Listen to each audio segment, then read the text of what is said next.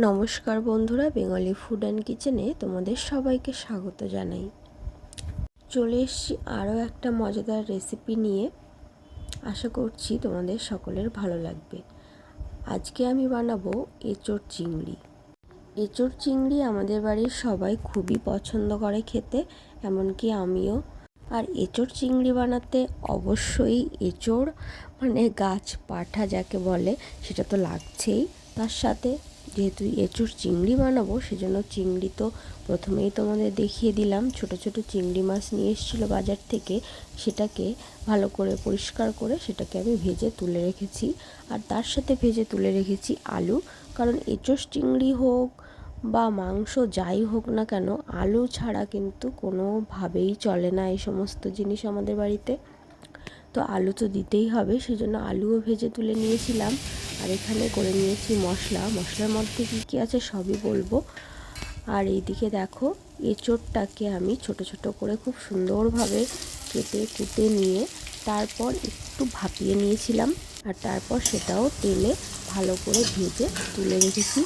এবার আমি কড়াইতে তেল দিয়ে তারপর ফোড়নে জিরে শুকনো লঙ্কা দিয়ে তারপর কুচানো পেঁয়াজগুলো দিয়ে তারপর এই মশলাটা দিয়ে দিলাম। আর এই মশলার মধ্যে আছে কাঁচা লঙ্কা বাটা, শুকনো লঙ্কা খুব সামান্য দিয়েছি যেহেতু খুব গরম পড়েছে, বেশি লঙ্কা খাবো না।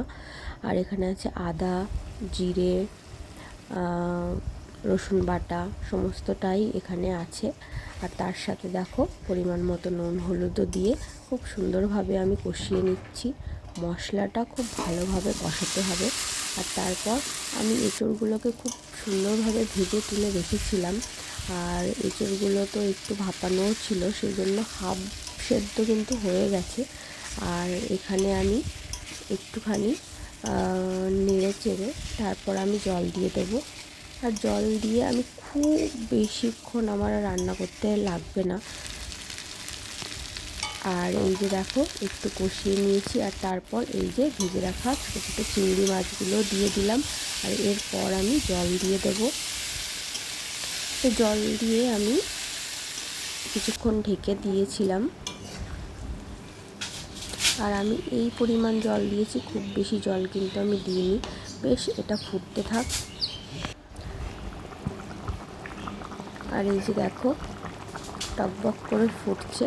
তো কিছুক্ষণ পর আমি গরম মশলা দিয়ে তারপর নামিয়ে নিয়েছিলাম।